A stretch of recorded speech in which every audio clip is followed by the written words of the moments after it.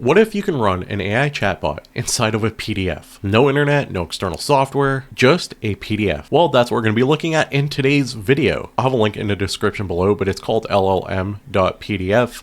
And you can see it runs LLMs inside of a PDF with pre-built PDFs for download and usage. So we have three different models we can pick from. There's Tiny Stories, there's Tiny LLM, and Pythia.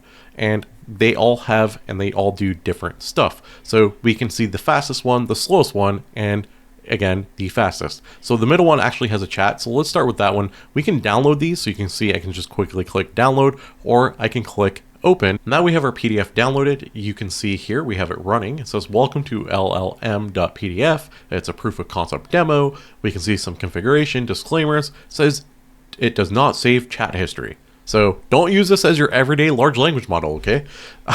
If we scroll down, we can actually enter a prompt, and then we can adjust the maximum tokens out. Let's see what it said real quick. It's very slow, up to 5 seconds per token. So, you know, let's do the best thing possible. We're gonna have 100 tokens. Why not? Let's wait some time and let's hit ask. It's going to take a bit of time to generate our story because we're doing it literally on a PDF, and it said the token output is pretty slow. So I figured, why not? Let's bump it up. Let's make it as hard as humanly possible for the PDF to generate this. Let's see what it can actually do. Is a PDF able to make a story? And that's what we're about to find out.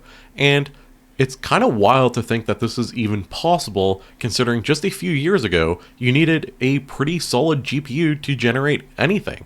And just a few years go by and we have these tiny language models now that are so small, we can literally run them inside of PDFs. So if you want to stay up to date with this type of content, just AI in general, AI news, AI everything, tools, and I cover it all, don't forget to hit the subscribe button because you want to stay up to date and not fall behind. So let's see what story our PDF has generated. All right, so here we go. We can see everything is done. It says, you are a helpful assistant. Hello, hi there, how are you?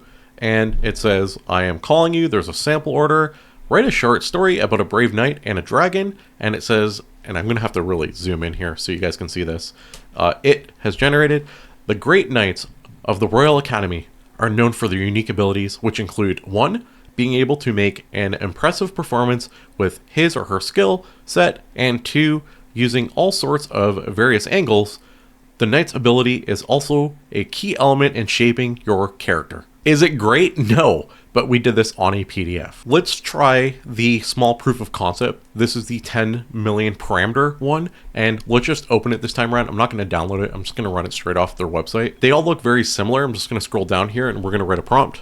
All right, so this time around, we said create a basic Python version of Flappy Bird. I'm going to give it 2,500 tokens. The difference between you and I is I just waited like 35 minutes for this generation, where you guys get to see it instantly. And using its words, it's not a good. I'm going to be able to, it's a good, and it's not a good, and I'm not sure it's to be able to the other way. Yep, this is what it generated.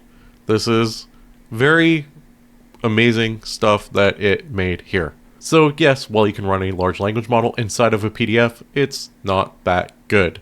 Who would have predicted that? I have no idea. I don't know what I was expecting. So anyway, that's it for today's video. A large language model running inside of PDF. If you guys enjoyed this, don't forget to leave a like on the video. Don't forget to comment down below. Let me know what your thoughts are on this one.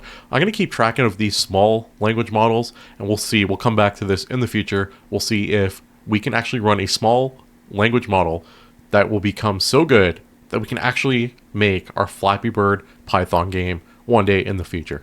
And as always, don't forget to subscribe if you enjoy AI content and you want to see more of this riveting, wonderful AI content in your YouTube feed. Thanks for watching. I'll see you in the next one. Oh, I'm close to 10,000, so just do it.